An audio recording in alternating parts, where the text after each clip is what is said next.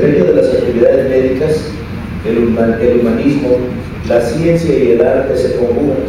Sin embargo, es innegable que la medicina legal se convierte en los últimos años en una disciplina de observación obligatoria por los profesionales de la medicina. Es por ello que la Facultad de Medicina se engalana ante la presencia de nuestros invitados de honor, a quienes menciono a continuación. Se encuentran con nosotros, en representación del licenciado Eduardo Martínez Hermes, rector de la Universidad Autónoma de Oaxaca, el maestro César Roberto Trujillo Reyes, secretario académico de la UNAM.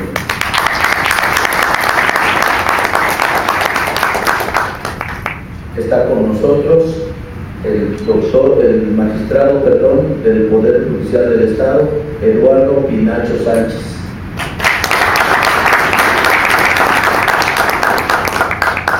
Se encuentra con nosotros el doctor Eduardo Pérez Campos, coordinador general de posgrado e investigación.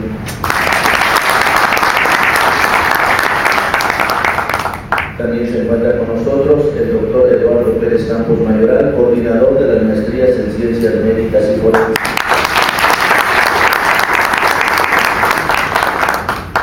Se encuentra entre nosotros el doctor Eric García López, profesor de esta maestría.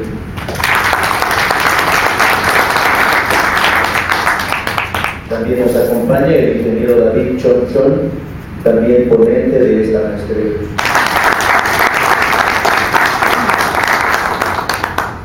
Como anfitrión de esta sede se encuentra entre nosotros el director de la Facultad de Medicina y Cirugía de la Universidad Autónoma de Oaxaca, el doctor Miguel Ángel Reyes Franco.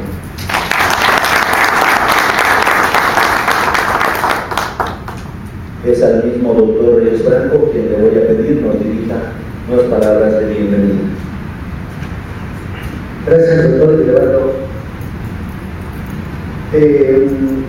Pues bienvenidos todos de la mesa del presidio, en representación de nuestro señor rector, maestro Hermes, al doctor Trujillo Reyes, bienvenido doctor, el doctor David Chonchon, secretario general de la Corporación Euroamericana de Seguridad, el doctor Eric, que ha estado aquí desde el inicio, desde que se empezó a plantear estas maestrías, pues bienvenido, señor magistrado Eduardo Pinacho Sánchez, bienvenido, nuestro amigo Carlos Benito del departamento escolar, a los profesores, a los alumnos, a los maestros que se encuentran aquí en esta sala.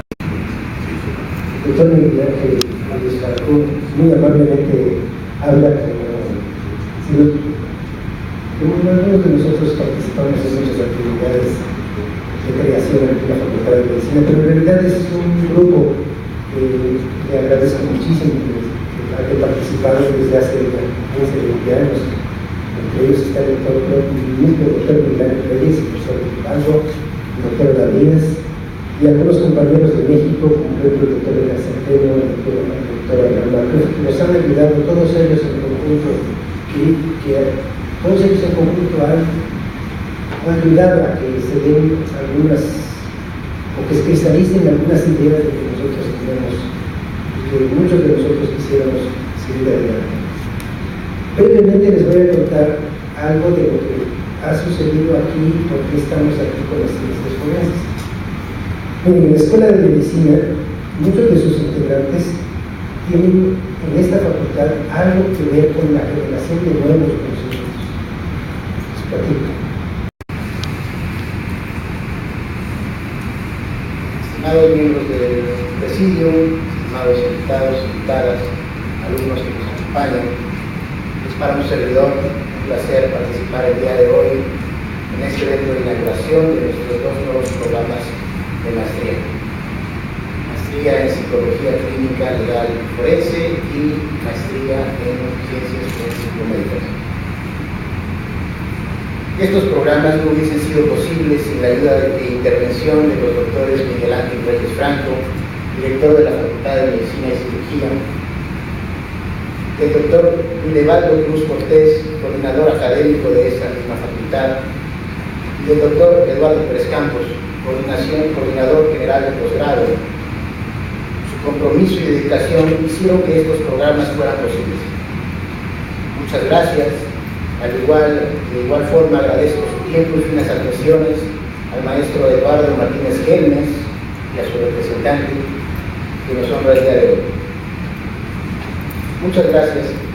Ahora, si me lo permiten, daré lectura y haré de su conocimiento los objetivos que deseamos lograr con estos dos programas académicos.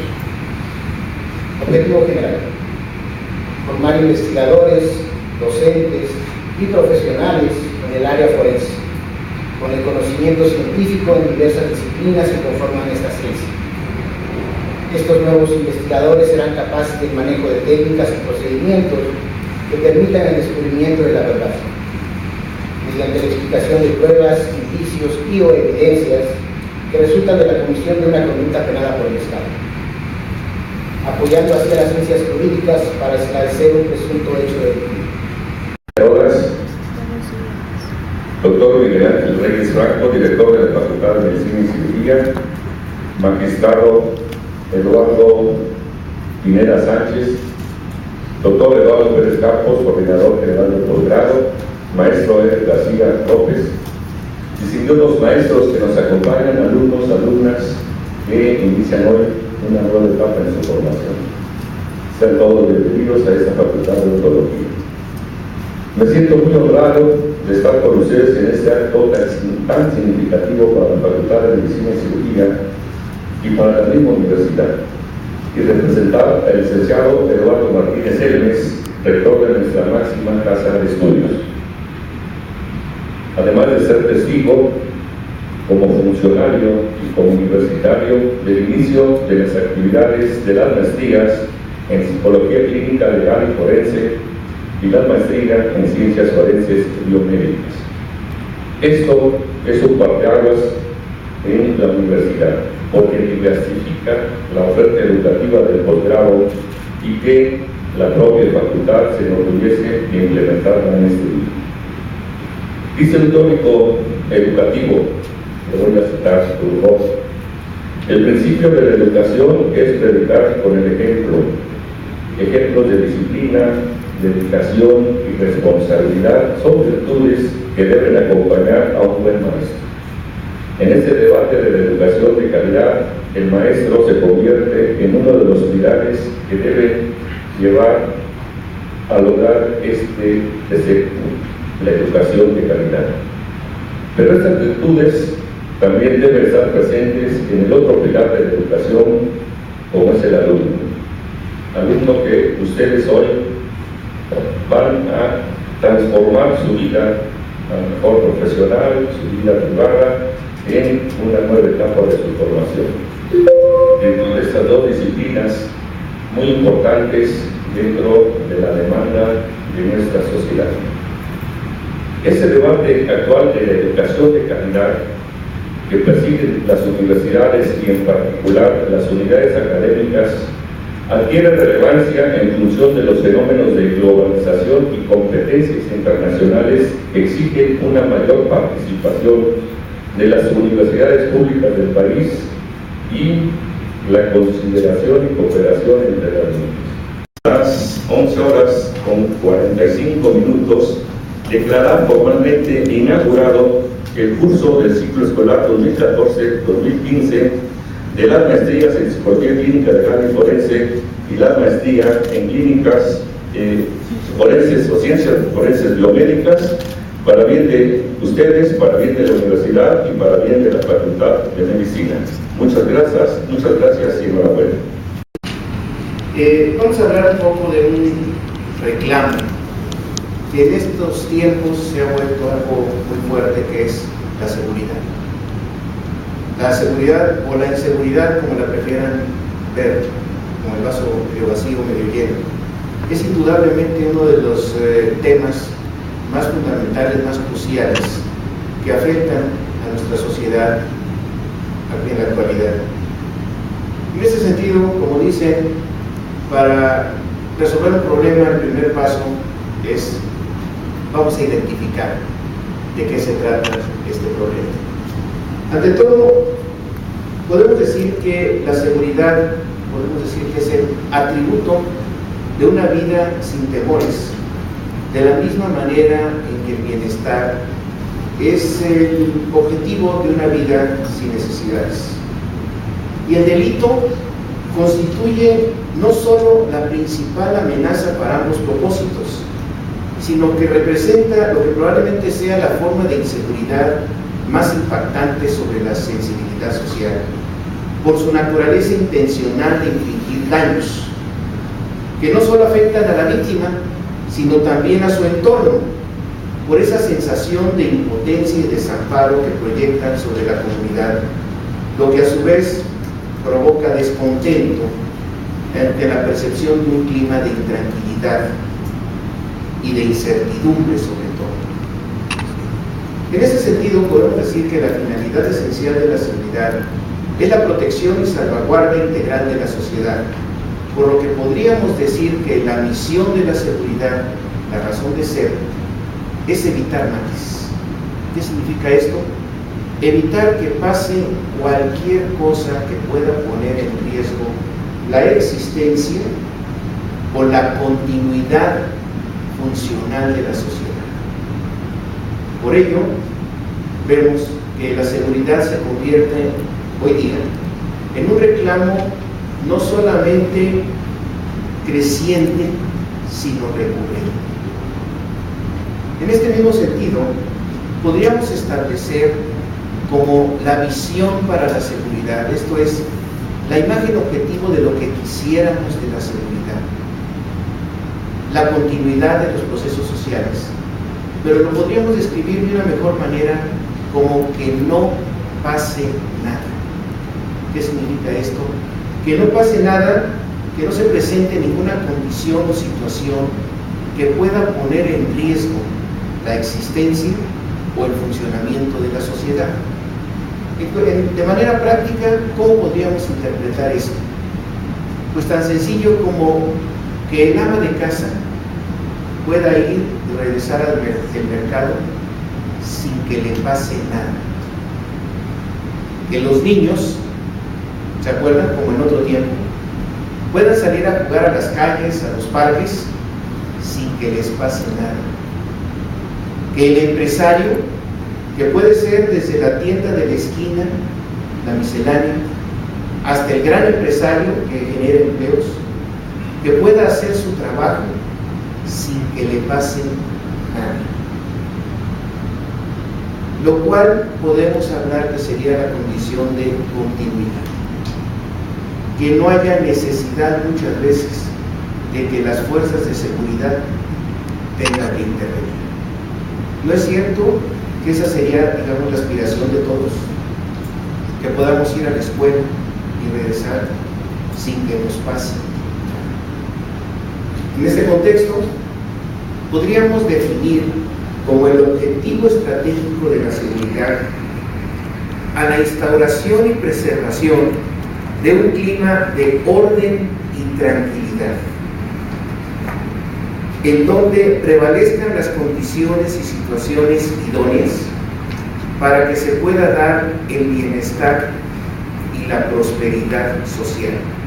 Por eso se dice que la seguridad, de alguna manera, es un factor de progreso y de viabilidad social. Y lo hemos visto. Donde hay seguridad, los negocios florecen, la prosperidad florece. Donde no hay seguridad, si recuerdan, algunas poblaciones de mi estado natal, Tamaulipas, como Mier y San Fernando, que ante la inseguridad de hace algunos años, estuvieron a punto de convertirse en pueblos fantasmas, ¿se acuerdan? Que todo el mundo se fue. ¿Por qué? Por la inseguridad. Cuestión que hoy día ocurre en algunas localidades de estados como Michoacán y Guerrero, y aquí mismo en el estado de Oaxaca. ¿Qué pasa donde no hay seguridad? Pues la gente procura irse. Otro ejemplo que vemos muy claro es con el problema actual de los migrantes, sobre todo de los niños migrantes, ¿cierto? Que a pesar de todos los peligros que corren al atravesar nuestro país, se siguen saliendo. ¿Por qué? Porque corren más peligros quedándose. imagínense, corren más peligros quedándose en su casa que arriesgándose a atravesar una tierra extraña. Creo que eso es una muestra de que la seguridad es fundamental para el bienestar y la prosperidad social.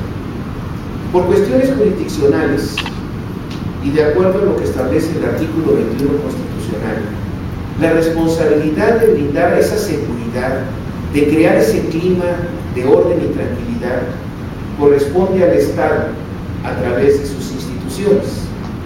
Para ello, el Estado dispone de toda una estructura que va desde las corporaciones de seguridad pública y las Fuerzas Armadas hasta los tribunales, las instancias de procuración de justicia. Instancias en las cuales se van a inscribir ustedes. Ustedes van a ser parte de esa estructura. ¿Por qué? Porque ustedes de alguna manera van a ser los que indaguen y encuentren la verdad. ¿Qué les parece? Las apariencias engañan, ¿cierto? Muchas veces lo que aparece en la escena de un delito, en la escena de un crimen, no es lo que en realidad ocurrió. Y ese va a ser el trabajo de ustedes. Ustedes van a ser parte de esa estructura institucional que encuentre la verdad. En este sentido, el problema de la inseguridad que aqueja a nuestra sociedad tiene, se puede decir que dos aspectos: deficiencias e insuficiencias. Deficiencias que están ligadas a aspectos como la preparación profesional, el equipamiento, el apoyo, inclusive muchas veces una actitud de reticencia o indolencia, cuando no de complicidad con la delincuencia. Y por el otro lado, las insuficiencias. ¿Qué significa esto? Que por más que sean las fuerzas de las instituciones, nunca van a ser suficientes para poder estar en todos lados. Las maestrías que ustedes inician el día de hoy van a buscar subsanar precisamente ese factor de deficiencias.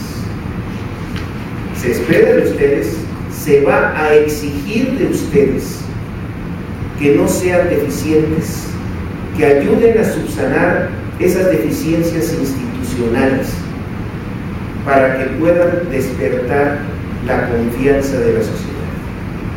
Esa es la responsabilidad que los espera. Esperemos que al final de 2 años, ¿verdad? Ante esta situación, los enfoques normalmente se orientan a subsanar las deficiencias. ¿Por qué? Porque la insuficiencia siempre será un problema crónico. ¿Por qué crónico? Por las inevitables limitaciones presupuestales inherentes a la naturaleza institucional. Permítanme darles algunas cifras. En el ámbito institucional, hoy día, se cuentan con poco menos de 300,000 efectivos en las Fuerzas Armadas y aproximadamente 400,000 elementos en todos los niveles de policía, distribuidos más o menos en 40,000 elementos en la Policía Federal, incluidos los 5,000 que acaban de activar ayer en la Gendarmería, 227,000 en las diversas fuerzas estatales de los 31 estados y el Distrito Federal, y alrededor de 165,000 en las fuerzas municipales. Todo ello para proteger a una población estimada en 119 millones de habitantes, distribuidos en 2 millones de kilómetros cuadrados y en poco menos de 2.500 municipios en todo el país. ¿Parecen muchos? ¿Qué opinan? Más cifras. Hay poblaciones, digo, si fuera estadístico, Esto nos daría un elemento de fuerza por cada 170 personas, o bien un elemento de policía, quitando a las Fuerzas Armadas, por cada 297 habitantes. Suena bien, ¿verdad? Un policía para cada 297 habitantes. Estadísticamente se ve bien. El problema es que no está distribuido de una manera homogénea. Hay poblaciones en las cuales tenemos un elemento de policía por cada 2.000 habitantes. Y hay poblaciones que ni siquiera tienen fuerzas de policía. De la eficiencia y de su efectividad mejor no hablamos porque podríamos decepcionarnos fuertemente. Los esfuerzos institucionales, encomiables dentro de las limitaciones presupuestarias, están dirigidos a subsanar el aspecto de la eficiencia. Como dicen, apoyar a esos valerosos mujeres y hombres de las fuerzas policíacas, de las fuerzas públicas, que en palabras de don Vicente Riva Palacio, están llenos de amor por esta tierra ingrata, desempeñando un trabajo por 4,000 pesos mensuales, en el cual arriesgan la vida por personas que ni conocen, ni les van a dar las gracias. Y muchas veces, sin otra recompensa, después de alguna manera arriesgar su vida día con día, sin otra perspectiva, si han oído esta frase, que un sepulcro para ellos. ¿Alguno de ustedes estaría dispuesto a arriesgar su vida por 6,000 pesos mensuales? Ok, les subo la oferta. 10,000, 15,000. ¿Nadie se apunta? 20,000. Complicado, ¿verdad? Y resulta que estos hombres y mujeres no lo van a creer, pero son personas igual que nosotros, con necesidades y con aspiraciones.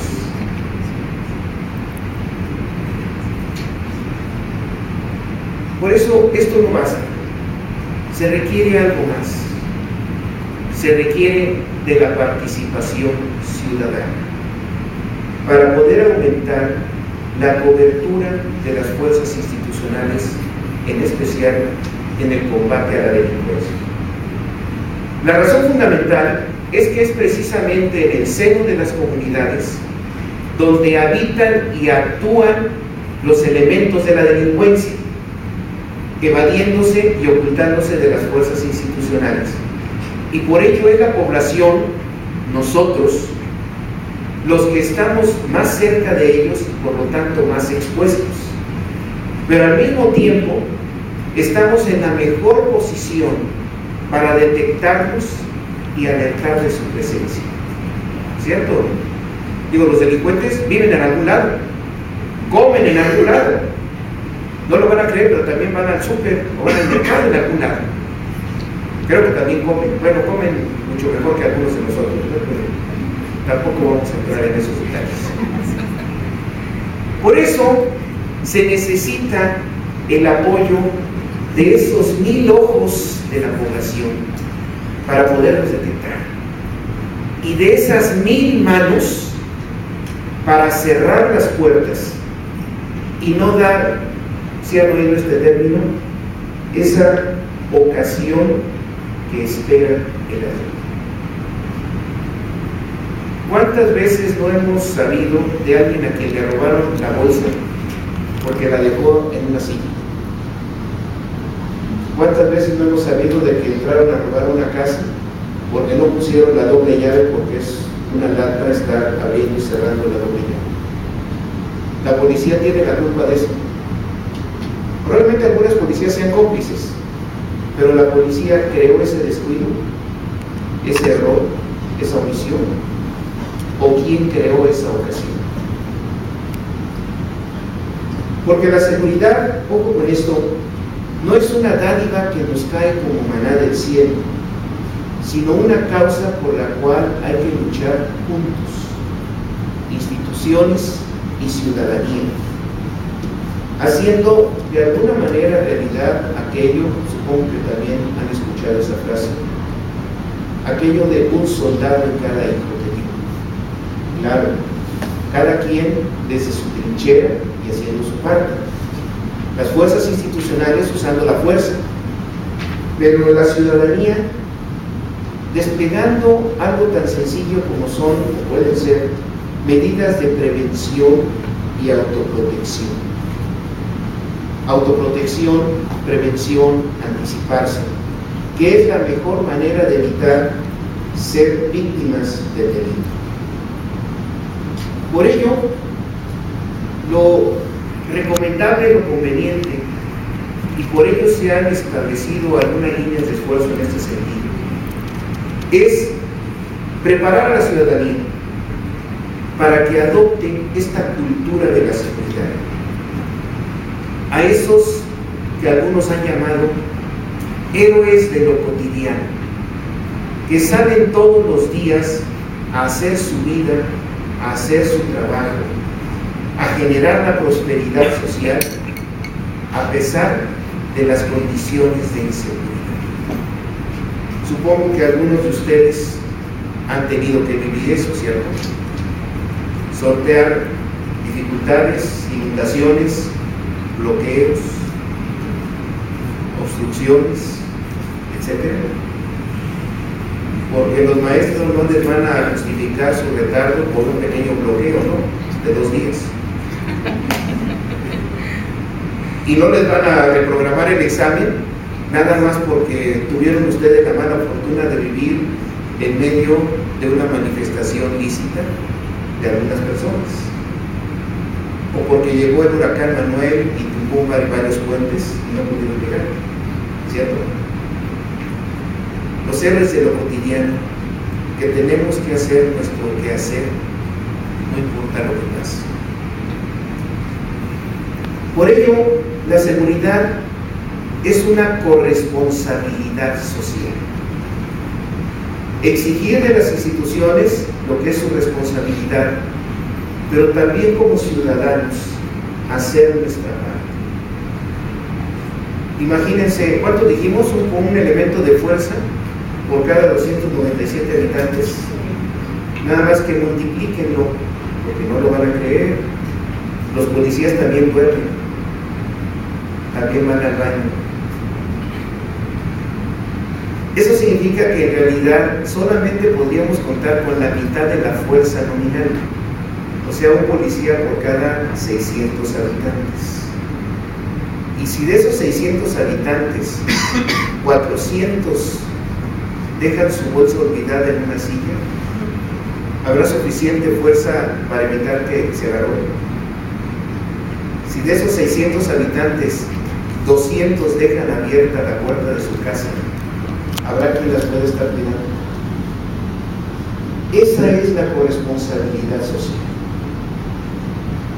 Pero también es importante, para evitar decepciones por falsas expectativas imposibles de cumplir, que sería utópico pensar en una erradicación total de la delincuencia. ¿Por qué? Porque desgraciadamente la delincuencia cuenta con lo que podemos decir es una amplia base de apoyo social. Hay gente que no solamente apoya a la delincuencia, la mantiene. ¿Saben quiénes son?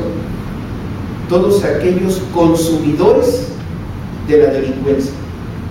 Y esos consumidores de la delincuencia son desde los que adquieren piratería, los que adquieren productos robados, ¿se acuerdan? Los llamados productos de Don Roberto, los que consumen los productos de la trata de personas y los que consumen productos del narcotráfico. ¿Por qué? Porque mientras haya quienes consuman esos productos, mientras haya demanda por esos productos, va a haber oferta. Y esa oferta solamente viene de la delincuencia.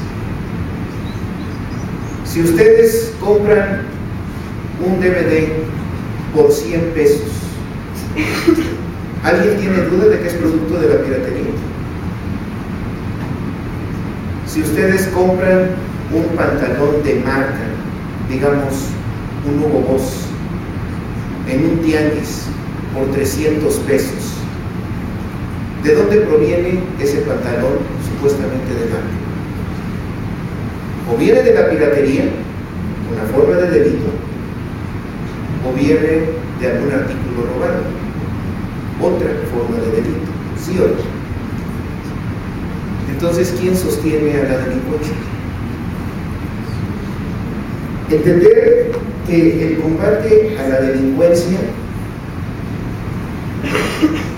en donde de alguna manera se inscribe la prevención del delito, es una lucha permanente de la que solamente podemos aspirar a largo plazo reducir.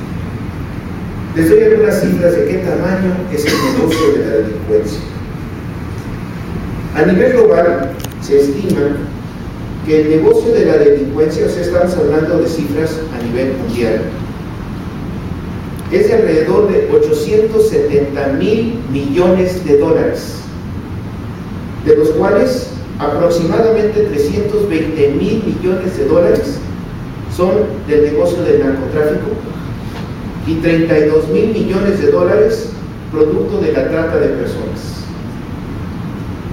En nuestro país en particular se estima porque no lleva contabilidad registrada, que el negocio del narcotráfico representa entre 25,000 y 40,000 millones de dólares. El robo al transporte es un negocio de alrededor de 11,000 millones de dólares y la trata de personas de alrededor de 10,000 millones de dólares. ¿Quién aporta ese dinero? ¿Se da cuenta?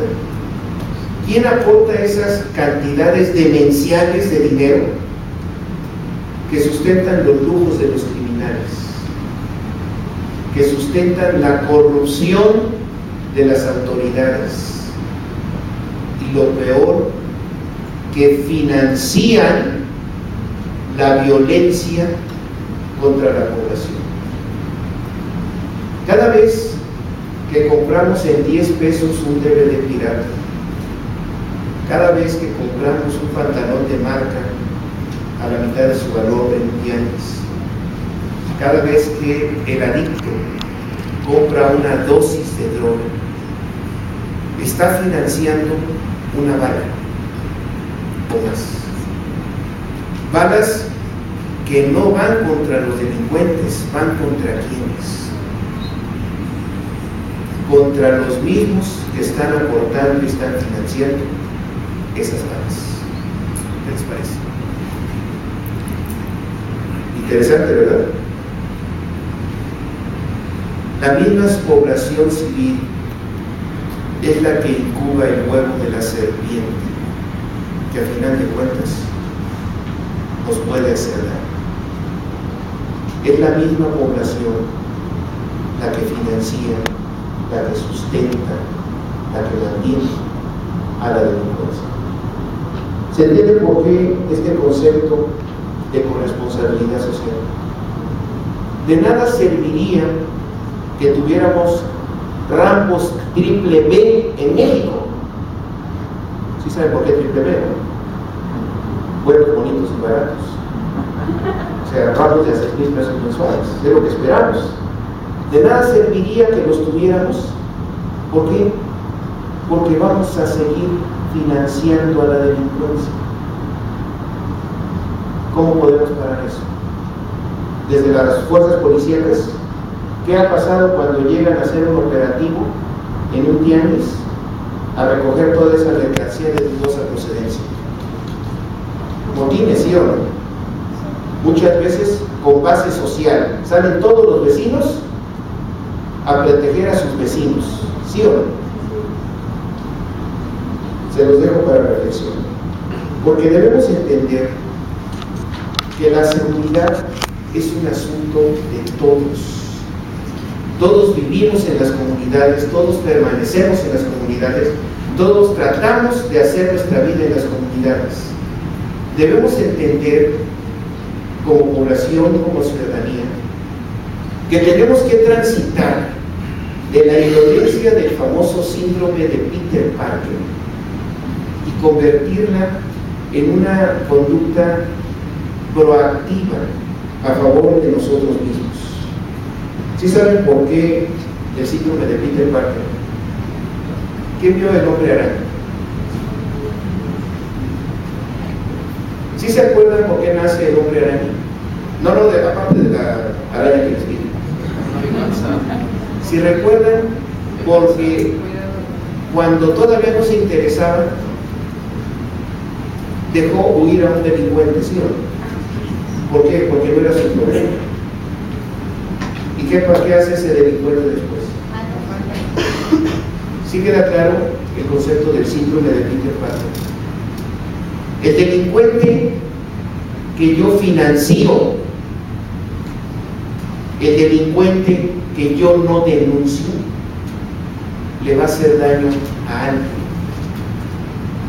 que puede ser alguien ajeno o puede ser alguien cercano. ¿Por qué? Porque no era mi problema. Porque eso es bronca de la policía, ¿cierto? Por no meterme en líos. Y eso, jóvenes, es incubar el huevo de la serpiente. No podemos sentarnos a esperar que las fuerzas cósmicas del universo se alineen en nuestro favor y nos den ese paraíso de orden y tranquilidad que todos quisiéramos. Tenemos que asumir nuestra parte de responsabilidad, tomar el control y hacer que ese destino se vuelva favorable para nosotros. Y en ese sentido, en el ámbito de la seguridad, el enfoque más efectivo es la prevención. Ni siquiera tener que esperar a recurrir a la policía, sino evitar, ¿se acuerdan? Evitar que las cosas pasen, evitar los males. Desde el punto de vista del ciudadano, con una actitud de prevención, no dar la ocasión que espere el ladrón. Porque también es un error tratar de convertirse en profesionales, entre comillas, en la forma de grupos de autodefensa o grupos paramilitares, porque se enfrentarían a verdaderos profesionales de la violencia, como son los perpetradores de la delincuencia. Digo, yo supongo que no somos profesionales en esa materia, ¿sí o no? Nosotros sí. En el fondo, tal vez tengamos escrúpulos para jalar de un gatillo, el del otro no. Muchas veces, y si se han fijado, es muy vistoso ostentarse como autodefensas, ¿cierto? Sales en los periódicos, te vuelves héroe nacional, pero de repente aparecen cadáveres desconocidos en fosas clandestinas, si es que las encuentran. ¿Sí han oído el término carne de cañón? Esas son las tropas de la autodefensa. Carne de cañón para que los líderes que salen en televisión sigan saliendo en televisión. Para apoyar y fortalecer esta línea de participación ciudadana, es importante establecer programas que cambien el enfoque de la cultura de la seguridad por una actitud preventiva. Oye, pero es que antes no era necesario esto. Antes. Nuevos tiempos, nuevos retos. Tenemos que adaptarnos para poder sobrevivir. Se trata de evitar que nos pasen las cosas. Pero también es muy importante, es fundamental, que si la población se prepara y colabora, debe de contar con canales y apoyos confiables y efectivos de parte de las instituciones. Porque de nada sirve que yo haga mi parte si las instituciones no lo hacen. Pero debemos de cambiar esos esquemas actuales que han visto, que trabajan sobre la denuncia, ¿sí o no? Denuncia, denuncia, denuncia. Pero es un enfoque de denuncia, pero ya no te metas. Denuncia y yo me encargo del resto. Denuncia y no me preguntes. Porque es una táctica que convierte al ciudadano común en un denigrante papel de soplón de la policía. Creo que a nadie le gusta eso. Se trata de transitar hacia esquemas de colaboración que respeten a la dignidad y pongan en un equilibrio de colaboración al ciudadano con las fuerzas institucionales. Contar con instituciones confiables y efectivas, que a final de cuentas desarrollen ese sentido de confianza social en las instituciones, que es la base de algo que se conoce como gobernabilidad. ¿Qué es gobernabilidad? La posibilidad, olvídense de las autoridades, gobernabilidad va mucho más allá. Gobernabilidad es la posibilidad de salir adelante como sociedad. Gobernabilidad es la posibilidad de obtener bienestar para todos. ¿Qué está haciendo la contraparte? Porque ya le eché mucho al lado ciudadano. ¿Qué está haciendo la contraparte? No hay régimen que se ponga digno de no serlo, que no llegue con nuevas ideas, ¿sí o no? Que diga, yo tengo las soluciones para la inseguridad. Vamos a cambiar esto o aquello, o vamos a cambiar todo. La respuesta actual, desde el sexenio pasado, ha sido la renovación del modelo policial, ¿cierto? Vamos a tener una nueva policía. Una policía que, si se han fijado, destaca el término confiable. ¿Por qué destacan el término confiable? Porque siempre se han enfocado al entrenamiento, y muchas veces lo que ha resultado como resultado de ese entrenamiento es tener delincuentes más profesionales, que sepan disparar mejor, que sepan tácticas militares. Bueno, aparte, las nuevas estrategias se han centrado en el recurso humano, bajo un principio básico, que dice que con buen personal, hasta el peor de los sistemas podría funcionar, pero con mal personal, hasta el mejor de los sistemas puede fracasar, ¿sí o no? Si le sueltan un Ferrari, ojalá fuera, a cualquiera que no sepa manejar, ¿qué va a pasar con ese Ferrari? Lo va a convertir en chatarra de un desgozadero, ¿sí o no? Pero si le sueltan un cochito a un corredor de Fórmula 1, bueno, no va a ser milagros, pero sí va a llegar antes que nosotros. En este sentido, vamos a suponer que tuvieran éxito en esta nueva estrategia del modelo policial, que llegamos a contar con rangos región 4, o sea, rangos triple D, o sea, rangos de a 10,000 pesos mensuales, muy bien seleccionados, muy bien preparados, muy bien investigados, ya saben, las famosas pruebas de confianza. Aquí surge una pregunta, ok, ya tenemos lo que queremos, ahora ¿cómo lo conservamos? Porque es evidente algo. La parte institucional siempre va a tener problemas de limitación presupuestal, ¿sí o no? ¿O no, doctor? O sea, nunca tenemos lo que quisiéramos. Es obvio que nunca podríamos igualar los ofrecimientos de la delincuencia, que se resumen en una estrategia. ¿Se acuerdan cuál es? Plata o plomo. ¿Me aceptas esta pequeña dádiva de 100,000 pesos o te tocan 240 gramos de plomo entregados a 1,440 pies por centímetro. ¿Qué elegirían ustedes? Pues con 100,000 chances están pagando la maestría, ¿verdad? No les estoy dando ideas feas, ¿eh? En ese sentido, hay que considerar que en cualquier esquema de preparación intervienen dos factores: aptitud y actitud. Actitud que equivale a la capacidad para hacer y que se materializa por la preparación profesional, por la formación educativa, la capacitación, el adiestramiento, inclusive el equipamiento. Pero igualmente importante es la actitud.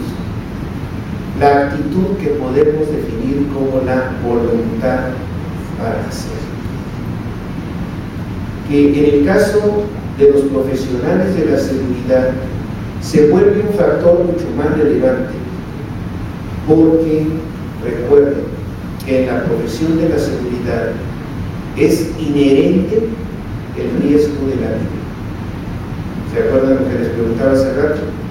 ¿Quién de ustedes se avienta a arriesgar su vida les voy a subir la oferta, por 25,000 pesos mensuales? ¿Voluntarios? Porque andan buscando ahí para un cuerpo nuevo que se llama la gendarmería.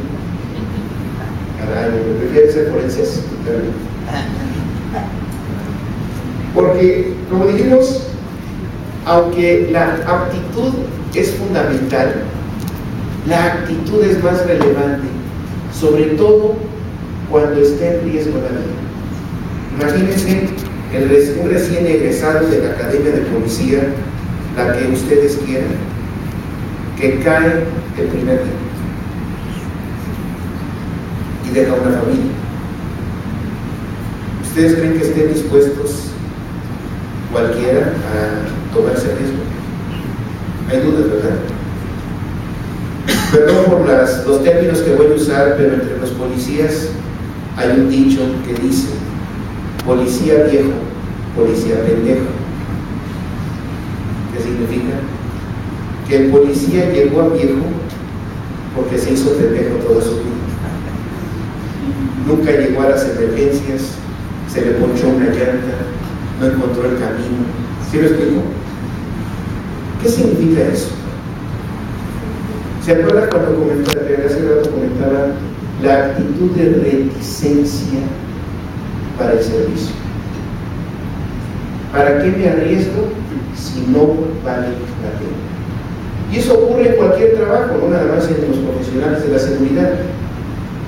¿Cuántas veces no hemos visto en una fábrica obreros que hacen como que trabajan, porque la fábrica hace como que les paga? ¿Qué significa esto? Que están ahí porque no les queda otra, y como me pagan poco, pues yo voy a trabajar poco, ¿cierto? Nadie va a dar su mejor esfuerzo si no considera que vale la pena dar. Y eso es un hecho, no nada más entre la policía, no nada más entre las Fuerzas Armadas, en cualquier lugar, ¿cierto? Si estamos en un sitio laboral donde no nos pagan lo que nosotros consideremos que valemos, estoy distraído, ¿cierto? Buscando con mis contactos saber en dónde puedo conseguir una mejor chamba. Fíjense la palabra que usé, una mejor chamba. ¿Por qué? Porque no me siento apreciado, porque no me dan lo que yo creo que vale. Traslademos esto al ámbito de la seguridad, en donde no solamente estoy trabajando, sino al trabajar está en riesgo mi vida. Tu vida vale 4,000 pesos mensuales, más un premio para tu funeral de 10,000 pesos para que tengas una caja metálica bonita. Y sobre el ataúd rodeado de los funcionarios entorchados que están haciendo guardia para la foto que va a salir mañana en los noticieros. Un plato para recuperar. ¿Cuántas veces no hemos visto eso? ¿Ustedes creen que eso fortalezca una adecuada actitud en las fuerzas policiales? ¿Qué se puede hacer? Obviamente que no solamente hay que trabajar en el aspecto aptitud, sino mucho en el aspecto actitud. Y la manera de trabajar en el aspecto actitud es darle a los profesionales de la seguridad lo mismo que se le da al profesional en cualquier campo. Medios para que pueda satisfacer las necesidades y oportunidades para que pueda desarrollar sus aspiraciones. Eso es todo. Y ahí, recurriendo un poquito, algunos de ustedes supongo que lo conocen, a los principios de la pirámide de Maslow. ¿Cuáles son las prioridades? Primero, la subsistencia, ¿cierto? Las necesidades básicas, comer. Segundo, la seguridad, que podríamos decirlo como estabilidad laboral, como apoyos legales. Si han visto que cada vez que un soldado o un policía en algún operativo da de baja, como se dice en el medio, a algún delincuente, ¿a dónde va ese policía? Al Ministerio Público, ¿sí o no? Queda sujeto a investigación a ver si actuó como debía de actuar. Y si hay algunas dudas, pues ahí se está guardando. ¿Cierto? Si tuvieran los apoyos adecuados, tal vez sería otra su actitud. Después, la aceptación de la sociedad. ¿Quién de ustedes estaría dispuesto a pasearse en la calle con uniforme de policía? ¿Qué creen que les pasaría? ¿Cuántas mentadas de madre verbales y mentales recibirían? Nada más por el hecho de usar un uniforme. ¿Ustedes creen que eso sea aceptación social? Hay dudas, ¿verdad? ¿Cómo creen que esté la autoestima? ¿Cuáles son las perspectivas de autorrealización? El que entra al cuerpo a una corporación de fuerza está muchas veces condenado a seguir siendo alguna forma de policía toda su vida.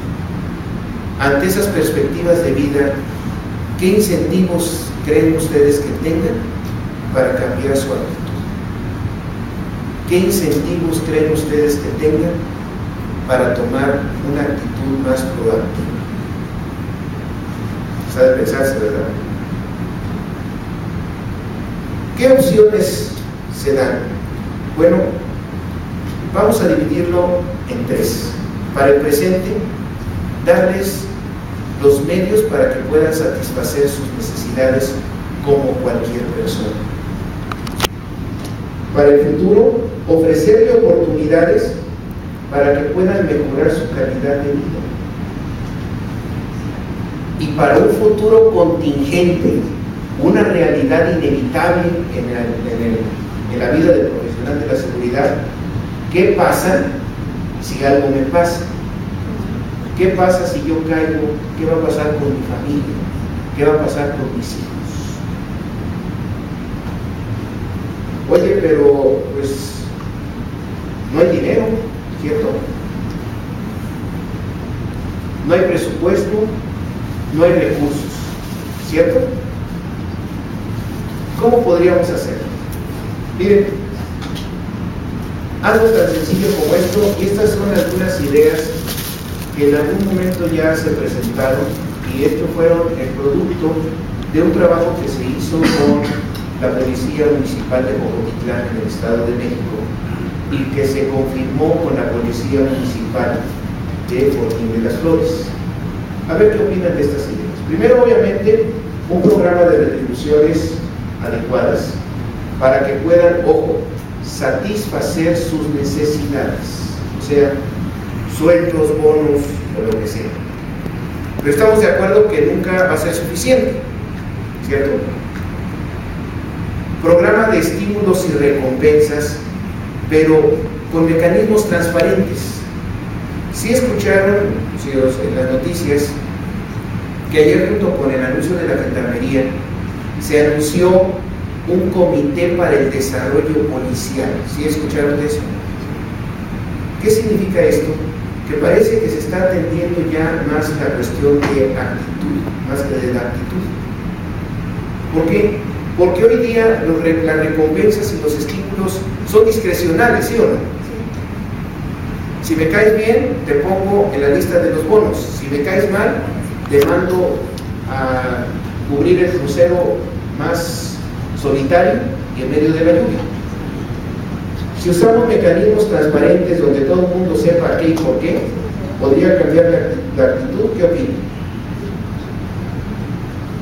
Pero para ello tendría que intervenir, ojo, la ciudadanía, ¿sí o no?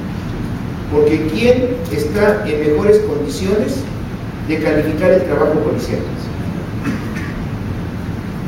Los usuarios, ¿no? Nosotros. A ver qué opinan de este concepto. Programas de vivienda, pero no darles vivienda, sino dárselas en comodar. ¿Qué significa esto?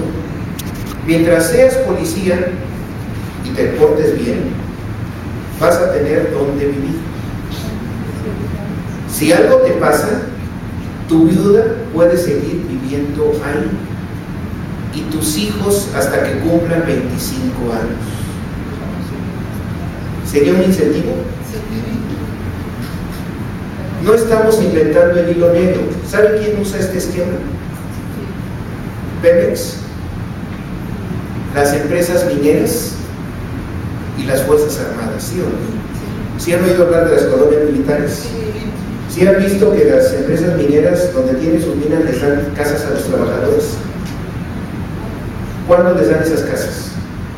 Mientras sigan siendo empleados de la minera. ¿Sí han visto las unidades de Pemex? ¿Funciona o no funciona?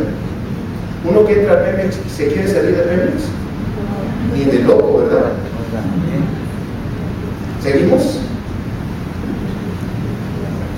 Este formato tiene otra ventaja, que el presupuesto para vivienda no tiene que salir de seguridad pública.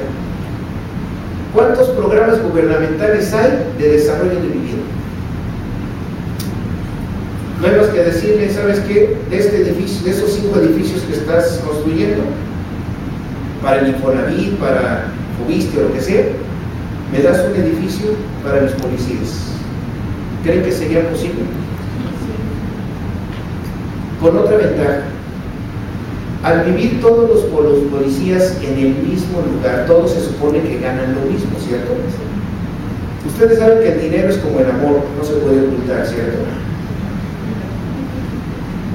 ¿Hay alguna experiencia personal en este sentido? Digo, con el dinero, no con el amor, ¿no? Sí. Si algún policía empezara a vivir mejor de lo que le permite su sueldo, se notaría inmediatamente, ¿no? Como el prietito en el arroz. Un plan de prestaciones y beneficios laborales que incluyera, por ejemplo, servicios médicos contra traumatismos, que es la lesión más común entre las fuerzas de seguridad. Llámese balas, puñaladas traperas o simples golpes. Pero disponibles desde el día 1. ¿Por qué? Porque muchos que entran a las corporaciones ya son casados y con familia, ¿sí o no? Hay que asegurarles de que no importa cuándo les pase, si en el día 1 o en el día último, estén igualmente protegidos. ¿Creen ustedes que mejoraría eso la actitud? Y los mismos beneficios obviamente para la posible viuda o los hijos. ¿Es algo nuevo? No. Sí han oído que algunas empresas, sobre todo las de alto riesgo, como los Altos Hornos, las mineras, tienen lo que se llama riesgos de riesgos laborales, que tienen que pagar una prima especial que tienen que darles un sobresueldo especial a sus trabajadores por esos riesgos laborales? Bueno, si es una práctica empresarial común en todo el mundo, ¿por qué no aplicarlo a quienes se supone que deben de servir a la sociedad? ¿Estamos de acuerdo que tiene un riesgo laboral implícito el trabajo de seguridad? ¿Por qué no? Beneficios adicionales. Bueno, como muchos sabemos, ¿no? Cooperativas para la adquisición de insumos personales. Ya saben, ¿no? Bueno, si han ido al mercado, ¿no? Si compras por mayoría te sale más barato. Pero ¿qué opinan de esto? Apoyos para que puedan poner negocios como pymes. No les voy a poder aumentar de manera infinita su sueldo, ¿sí o no? Pero podríamos darle un financiamiento para que pongan su negocio. Y que si ganan más sea por su propio esfuerzo. ¿Qué opinan? ¿Creen que sea posible? Bueno, déjenme contarles que en Jocotitlán, cuando se planteó esto, bueno, déjenme decirles características de Jocotitlán. 55,000 habitantes, 60 elementos de policía en la fuerza. O sea que ¿a cuántos habitantes nos tocaron? Un policía por cada 1,000, ¿verdad? Pero nada más la mitad en servicio, porque la otra mitad en algún momento tenía que descansar. O sea, ¿cuántos elementos de fuerza? Un elemento por cada 2,000 habitantes. Como poquito menos de 300 kilómetros cuadrados, o sea, tenía un elemento por cada 10 kilómetros cuadrados. Es un municipio rural. Tenía 57 hombres y 3 mujeres. Ya saben que por alguna causa que no sé por qué, el medio rural dicen que es machista. Bueno, el planteamiento que se les hizo fue: ¿cuántos de ustedes aceptarían un apoyo pymes, pero no a nombres de ustedes, sino de sus esposas? ¿Por qué? Porque ya ven que los apoyos pymes vienen con asesorías, capacitación, etc. ¿Por qué a nombre de la esposa? Porque el policía no va a manejar el negocio, ¿sí o no? El policía tiene que trabajar de policía. ¿Quién se tendría que hacer cargo del negocio?